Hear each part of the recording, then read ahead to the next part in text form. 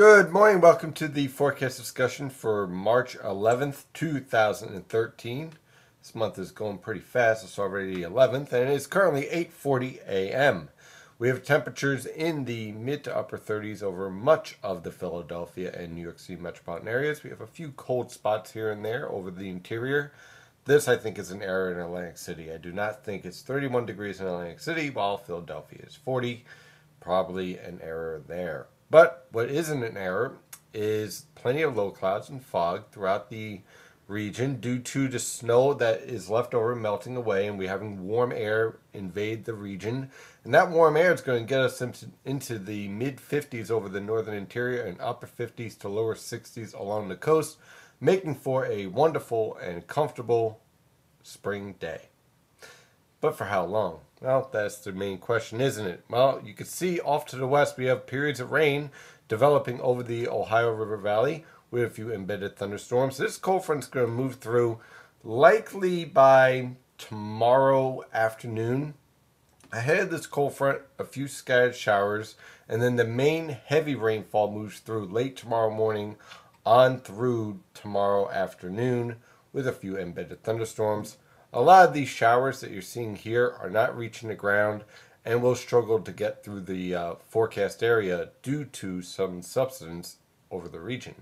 So for the most part here, we're going to be dealing with dry weather conditions today and very warm conditions at that. If you take a look at the infrared satellite picture, plenty of lifting associated with this cold front as the main low pressure system lifts up towards Quebec and Ontario. As that low pressure does so, our cold front, which is situated right here, will slide to the east and move through the region with temperatures topping off in the mid-50s tomorrow morning, or tomorrow afternoon, should I say, before falling off into the 40s and eventually the 30s by tomorrow night.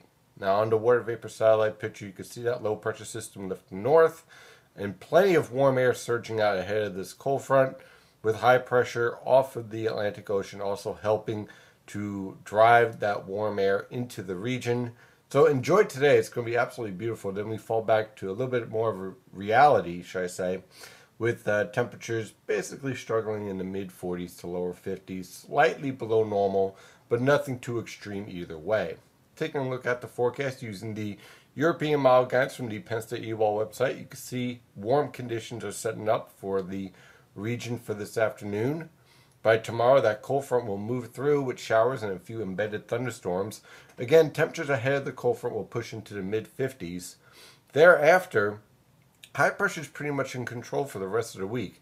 Now, it will be a little bit more chilly because we're going to be dealing with temperatures more in the mid-40s to lower 50s. Most locations are going to be around 48 to 50 degrees.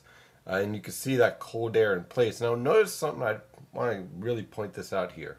We're in the 40s and 50s with 850 millibar temperatures well below freezing. And just keep that in mind when we move forward in the forecast here. So here we are for the rest of the week. High pressure's in control. All of our disturbances are either out in the Atlantic or well to the west.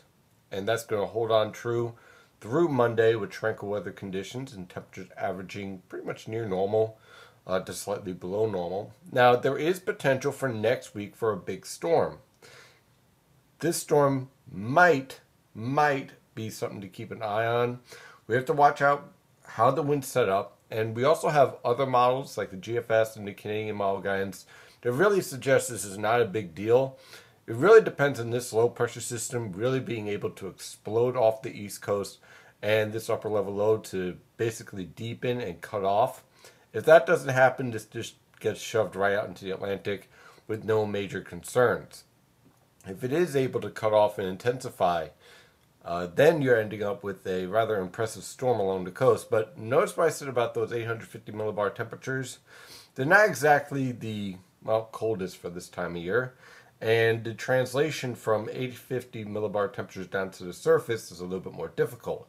So before you get ahead of yourself with putting out, snow maps and whatnot, let's wait a few days, see how this evolves, and most importantly, see the storm track here.